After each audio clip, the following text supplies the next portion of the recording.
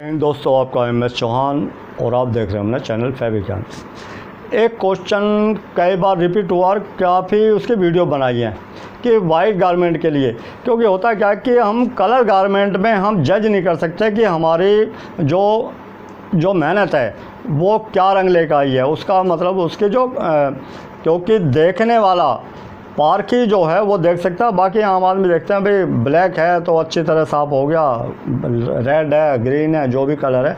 लेकिन वाइट जो गारमेंट है वो मुंह से बोलता है, वो ना आपके कहने से ना किसी के कहने से, वो खुद बताता है कि हाँ मैं सफ़ेद हो गया हूँ, मैं साफ़ हो गया हूँ। तो उसी तरह की जो इसका जो प्रोसीजर है कि हर एक आदमी की, ऐसा नहीं है कि प्रोसीजर बहुत सारे हैं, लेकिन जो इसका परफेक्ट जो प्रोसीजर होता है कि वाइट गारमेंट जब आपके पास आते हैं तो ज़रूर बात है वो गंदा होगा, उस पर कोई ना कोई स्टेन लगा होगा।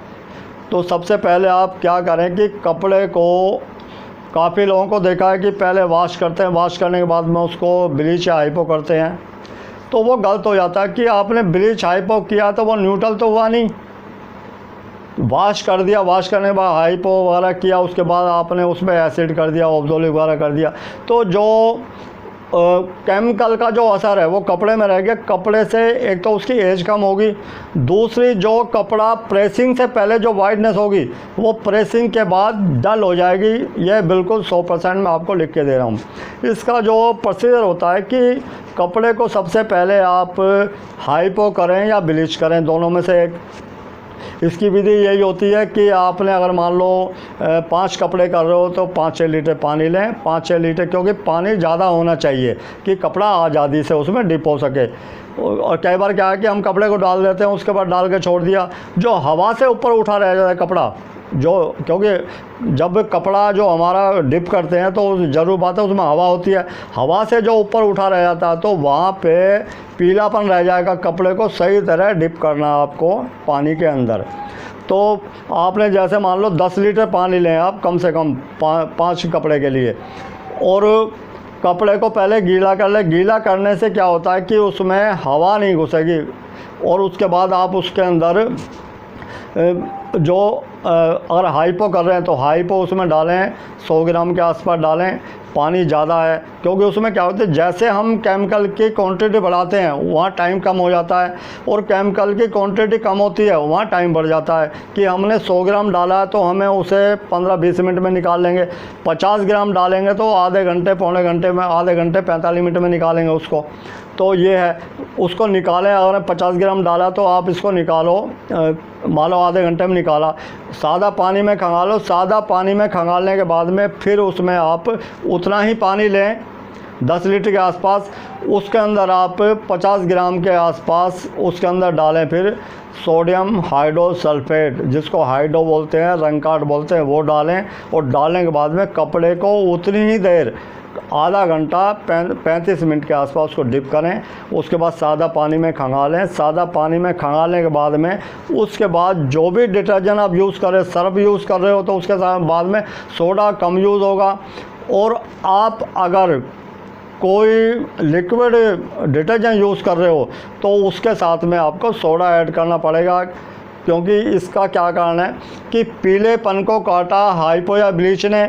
हाइपो या ब्लीच को न्यूट्रल किया सोडियम हाइड्रोसल्फेट यानी हाइड्रो यानी रंगकाट ने, और रंगकाट को न्यूट्रल किया है सोडा एस ने। ये इसका एक प्रोसीजर है। सर्फ का काम होता है कपड़े को वॉश करना, तो आप कपड़े को उसमें वॉश करें, मशीन वॉश कर रहे हैं, हैंड वॉश कर रहे हैं या क्या कर रहे हैं वो आपके ऊपर डिपेंड करता है। तो ये है। बाकी ऑप्टिकल वाइटनर देनी है, आप डिटर्जेंट के अंदर भी ऐड कर सकते हो, उसको डायरेक्ट ना डालें। अगर आपके पास पाउडर है तो पाउडर को किसी कपड़े में लें, उसको घोलें, और कपड़े के हिसाब से अगर मान लो आपका 5 कपड़े हैं तो 5 कपड़े के अंदर जो आपने डिटर्जेंट का जो पानी बनाया है तो उसी के अंदर आप जो वाइटनर यूज़ कर रहे हो तो उसमें एक आधा चम्मच के आसपास डालें, उसको अच्छी तरह घोल दें। उसके बाद कपड़े को वॉश कर दें, मशीन में कर रहे हो या हाथ से कर रहे हो, जैसे भी कर रहे हो, ये होता है। उसके बाद उसको खंगालें 2 बार पानी में, 2 बार पानी में खंगालने के बाद उसके बाद स्टार्च करना है। स्टार्च करने के लिए तो आप स्टार्च कौन सा करते हैं? मैं सबसे ज़्यादा आपको फेविकोल का बोलता हूँ, बाकी आप अपने हिसाब से जो कर रहे हैं ये प्रोसीजर होता है। लेकिन इसमें एक चीज़ और है कि कई बार आपके कस्टमर के जो कपड़े आते हैं वो मान लो साफ़ हैं, ज़्यादा गंदे नहीं हैं, उस पर कोई स्टेनिश टाइप का नहीं है, तो आप उस कपड़े को 20-25 मिनट हाइड्रो करें। हाइड्रो का मतलब उसमें रंग काट करें, उसको हाइपो या ब्लीच ना करें। तो उसमें क्या होगा कि जो रंग काट होता है ये भी कपड़ों में वाइटनेस देती है, उसी के लिए होती है, रंग काट ही नाम है इसका। तो आप उसमें डिप करें, एक बार सादा पानी में खंगा लें, उसके बाद डिटर्जेंट में उसको वॉश करें, ये प्रोसीजर है। बाकी काफ़ी लोग का देखा है कि वो हाइड्रोजन पेरोक्साइड करते हैं, टेम्परेचर पे होता है हाइड्रोजन पेरोक्साइड में जो वॉश करना, तो कम से कम 50% उसके टेम्परेचर होनी चाहिए मशीन में, और साथ में उसमें सोडा ऐड होता है। सोडा ऐड कैसे होता है? अगर आप 100 ग्राम उसके अंदर हाइड्रोजन पेरोक्साइड डाल रहे हैं, 50 डिग्री का है जो परसेंटेज 50 है जिसकी, बाकी जो हमारे जो केमिस्ट के दुकान में मिलता है वो होता है 5-6% का होता है, वो यूज़ नहीं करना। आप इंडस्ट्री में जो कमर्शियल में यूज़ होता है 50% का वो यूज़ करें। लेकिन सबसे पहली बात है, जब भी आप हैज़र्ड केमिकल यूज़ करते हैं तो हाथ में दस्ताने, मुंह पे मास्क, हाथ में दस्ताने, आंखों पे चश्मा, और ये नाजुक जगह पे वैसे गिर जाएगा तो उसमें क्या है, हल्का सा वाइटनेस आ जाएगी और वो ख़त्म भी हो जाती है 1-2 दिन में। लेकिन अगर ये जो हमारे नाजुक जो पार्ट्स होते हैं बॉडी के उस पर गिर गया बल्क क्वांटिटी में, तो ये इतना ज़्यादा घातक होता है कि मैं सिर्फ ये बता रहा हूँ कि ये तेजाब का काम करता है उस टाइम। तो इसको लाइटली ना लें और जो भी काम करें पूरी सुरक्षा के साथ में करें, क्योंकि सबसे पहले अपनी जो सुरक्षा पहले है, काम बाद में है। तो ये है कि बाकी जो प्रोफेशनल हैं ध्यान से करें, क्योंकि लापरवाही से ही ये काम होते हैं। तो ये है, तो हाइड्रोजन पेरोक्साइड ये करते हैं। ये जो वॉशिंग जो हम करते हैं इंडस्ट्री में, ये लास्ट वॉशिंग है कि जब हमारे पास सारे, मान लो हमने 1 लाख गारमेंट है जैसे हमारा, और कोई गारमेंट बार बार वॉश हो रहा है, बार बार वॉश होने से कपड़ा ज़्यादा साफ़ नहीं होता, बार बार वॉश होने से कपड़ा डल हो जाता है। तो उसको बिल्कुल पहले वाली स्थिति में लाने के लिए हम उसको हाइड्रोजन पेरोक्साइड और मीठा सोडा करते हैं, ओसी ब्लीच बोलते हैं जिसको, वो इसका प्रोसीजर है। लेकिन उसमें याद रखें, जब आप ये यूज़ करेंगे तो उसमें आप कोई भी वाइटनर नहीं करेंगे, ये बिल्कुल आप लिख लें बिल्कुल सही तरह कि जब भी आप इसको यूज़ कर रहे हो हाइड्रोजन को, तो आप उसमें कोई भी ऑप्टिकल वाइटनर यूज़ नहीं करेंगे।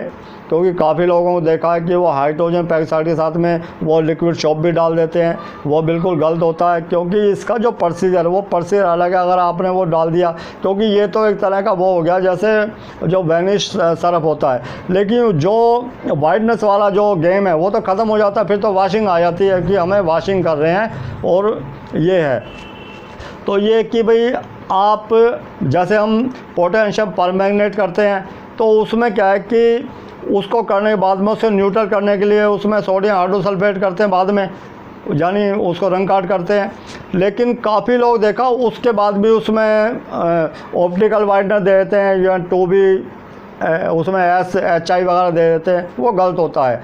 क्योंकि जो नेचुरल जो निकल के आ रहा है ऑलरेडी कपड़े के ऊपर जो शाइनिंग है वो शाइनिंग पिंक शेड की आ चुकी होती है, जो कि हमारा HI पे जाता है। तो दोस्तों ये छोटी छोटी बारीकियां ध्यान रखें तो बहुत अच्छा है। बाकी सोच अपनी अपनी और अपने अपने काम जैसा चाहे। मेरा काम होता है सिर्फ आप तक इंफॉर्मेशन पहुंचाना, जो भी थोड़ी बहुत नॉलेज है मेरे को। बाकी कपड़े के विषय में कोई भी आपका क्वेश्चन हो आप मुझसे शेयर कर सकते हैं। मिलते हैं दोस्तों फिर ब्रेक के बाद। जय हिंद, जय भारत।